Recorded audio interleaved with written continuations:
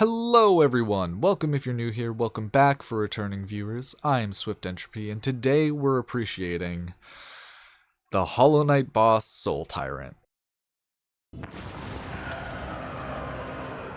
For those of you who don't know too much about Hollow Knight, Soul Tyrant is the dream fight you do after defeating Soul Master. So without further ado, let's get into it.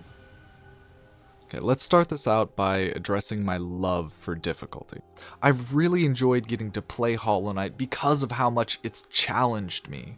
Bosses like Pure Vessel, Nightmare King Grim, and the Radiance all have been really difficult for me to overcome. But once I defeated them, I felt a great amount of pride in overcoming that difficulty, and I love that feeling. Soul Tyrant has been difficult for me.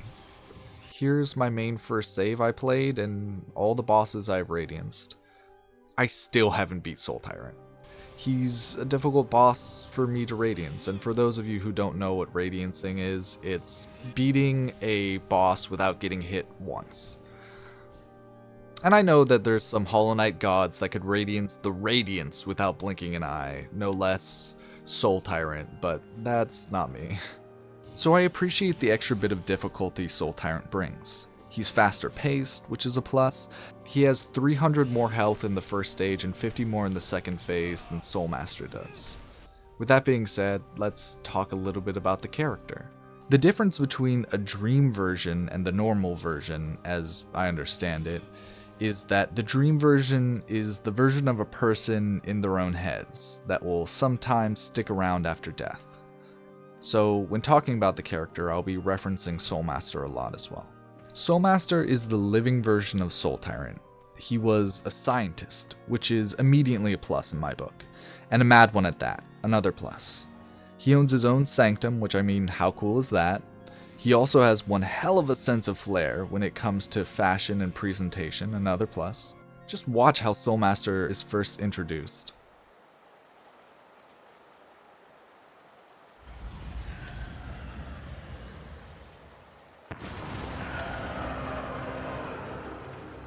And something I find so cool about his character is that the ability you get from defeating Soul Master, which is Desolate Dive, and one of the best damage moves once upgraded in the game, he actually uses that ability in battle. So we get to see as the player firsthand how the spell works, which is great game design. Hats off to you, Team Cherry. Hey homies, before we continue, I just want to take 10 seconds to ask you all to like and subscribe if you're enjoying my content. Thank you all for your continued support and for your patience. Let's jump back in. So, getting more into the lore here, back at the beginning of the plague, he had this really out there idea that he believed the secret cure for the infection that blights everywhere but Dirtmouth essentially was in the soul of a bug. It's the white stuff you get from hitting and killing enemies, the stuff you use to heal yourself and do spells. So it makes sense where the idea comes from, but what he did to achieve the means of gaining more soul was committing hideous crimes to nature in a similar method as Frankenstein. But instead of experimenting using dead parts, he did so with live test subjects. In doing this, he created two different kinds of enemies in the game, mistakes and follies, both of which are not formidable foes, but lore-wise are inherently intriguing. This is what happens when you dream nail them.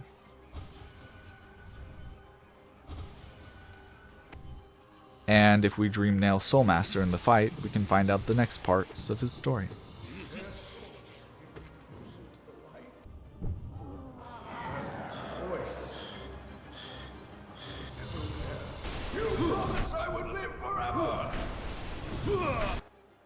Soul Tyrant's story is a tragic one. Points given for tragic backstory. It's of a scientist who optimistically did terrible things to, and I'm giving him the benefit of the doubt here when I say willing, test subjects, in the hopes of saving Hollow Nest. But like all others, he fell to the Radiance's madness, which we can tell by the orange in his eyes and the infection we can see when we hit him.